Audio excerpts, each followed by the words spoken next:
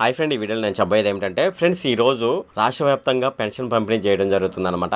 అంతేకాకుండా ఇంతకుముందు వాలంటీర్ల ద్వారా పెన్షన్ పంపిణీ చేసేవాళ్ళు, కానీ ఇప్పుడు సచివాలయ సిబ్బంది పెన్షన్ పంపిణీ చేయడం జరుగుతుందన్నమాట. ఇలా సచివాలయ సిబ్బంది పెన్షన్ పంపిణీ చేస్తున్నారని ఒక ఎత్తు అనుకుంటే, సీఎం చంద్రబాబు నాయుడు గారు స్వయాన పెన్షన్ పంపిణీ చేయడం జరుగుతుందన్నమాట. ఇది దేశ చరిత్రలో ప్రప్రథమంగా ఇది జరుగుతుందన్నమాట. ఒక సీఎం గారు పెన్షన్ పంపిణీ చేయడం అనేది. సో ఇప్పుడు ఈ పెన్షన్ వివరాలు అయితే మనం తెలుసుకుందాము. అంతేకాకుండా ఏ సిబ్బంది కూడా సచివాలయం దగ్గర పెన్షన్ ఇవ్వకూడదని పిలిపివ్వడం జరిగింది. లబ్ధిదారులు ఇంటికే వెళ్ళి పెన్షన్ ఇవ్వాలని కూడా వాళ్ళకైతే చెప్పడం జరిగింది. అంతేకాకుండా ఈ పెన్షన్ పంపిణీలో వాలంటీర్ల ప్రమేయం ఉండకూడదని కూడా అధికారులు అయితే చెప్పడం జరిగిందనమాట. అయితే ఇప్పుడు మనం ఈ పెన్షన్ పంపిణీకి సంబంధించిన పూర్తి వివరాలు అనేది మనం ఈ వీడియోలో డిస్కస్ చేద్దాము. ఈ వీడియోలోకి వెళ్ళే ముందు నాదొక రిక్వెస్ట్ అండి. అదేమిటంటే, ఈ వీడియో కనుక మీకు నచ్చినట్లయితే ఇక్కడ కింద ఉన్న రెడ్ కలర్ సబ్స్క్రైబ్ బటన్ మీద అయితే ప్రెస్ చేయండి. ఇలా మీరు రెడ్ కలర్ సబ్స్క్రైబ్ బటన్ మీద ప్రెస్ చేయడం వల్ల నేను చేసిన ప్రతి ఇన్ఫర్మేషన్ వీడియో అనేది అందరికంటే ముందు అప్డేట్ రూపంలో మీ మొబైల్కి అయితే చేరిపోతుంది. ఇప్పుడు మనం వీడియోలోకి అయితే వెళ్ళిపోదాం. జూలై 1వ తేదీన రాష్ట్ర వ్యాప్తంగా మొత్తం 65.18 లక్షల మందికి ఇంటింటికి వెళ్ళి మొదటిసారిగా పెన్షన్ పంపిణీ చేయనున్నారన్నమాట. 1.27 గ్రామ వార్డు సచివాలయ ఉద్యోగులకైతే ఈ బాధ్యతలు అయితే అప్పగించడం జరిగింది.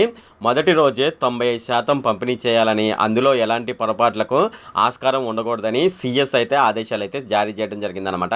పెన్షన్ పంపిణీకి మొత్తం 4,399.89 కోట్లు అయితే విడుదల చేయడం జరిగిందనమాట. ఏ సిబ్బంది కూడా సచివాలయం దగ్గర పెన్షన్ అయితే ఇవ్వకూడదు. లబ్ధిదారులు ఇంటికే వెళ్ళి పెన్షన్ ఇవ్వాలి. అందులో వాలంటీర్ల ప్రమేయం తీసుకోకూడదని వాళ్ళైతే చెప్పడం జరిగింది. లబ్ధిదారునికి పెన్షన్ పంపిణీతో పాటు రసీదు, సీఎం చంద్రబాబు నాయుడు గారు రాసిన లేఖ ప్రతులను కూడా ఇవ్వాలని వాళ్ళైతే చెప్పడం జరిగింది.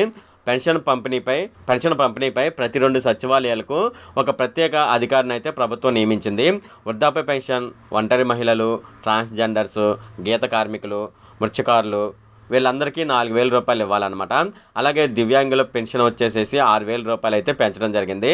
సో ఈ నెల నుంచి దివ్యాంగులకు 6,000 రూపాయలు అయితే పెన్షన్ ఇవ్వడం జరుగుతుంది. పూర్తి స్థాయిలో ఎవరైతే వైకల్యానికి గురై మంచానం అలాగే ఉండిపోతారో వాళ్ళకైతే 15,000 రూపాయలు పెన్షన్ ఇవ్వడం జరుగుతుందన్నమాట. కిడ్నీ, తలసేమియా వంటి దీర్ఘకాలిక వ్యాధిగ్రస్తులకు నెలకు 10,000 రూపాయలు పెన్షన్ ఇవ్వడం జరుగుతుందన్నమాట. ఇది ఫ్రెండ్ ఈ వీడియో కనుక మీకు నచ్చినట్లయితే ఇక్కడ కింద ఉన్న రెడ్ కలర్ సబ్స్క్రైబ్ బటన్ మీద అయితే ప్రెస్ చేయండి. అలాగే ఈ వీడియోని మీ ఫ్రెండ్స్ అండ్ ఫ్యామిలీ మెంబర్స్కి అయితే షేర్ చేయండి. అలాగే ఈ వీడియో సంబంధించి ఏమైనా కామెంట్లు ఉన్నాయి అనుకోండి, నాకు తప్పనిసరిగా కింద ఉన్న కామెంట్ సెక్షన్లో అయితే తెలియజేయండి. ఈ వీడియో అంతే friend. Okay, thank you friend.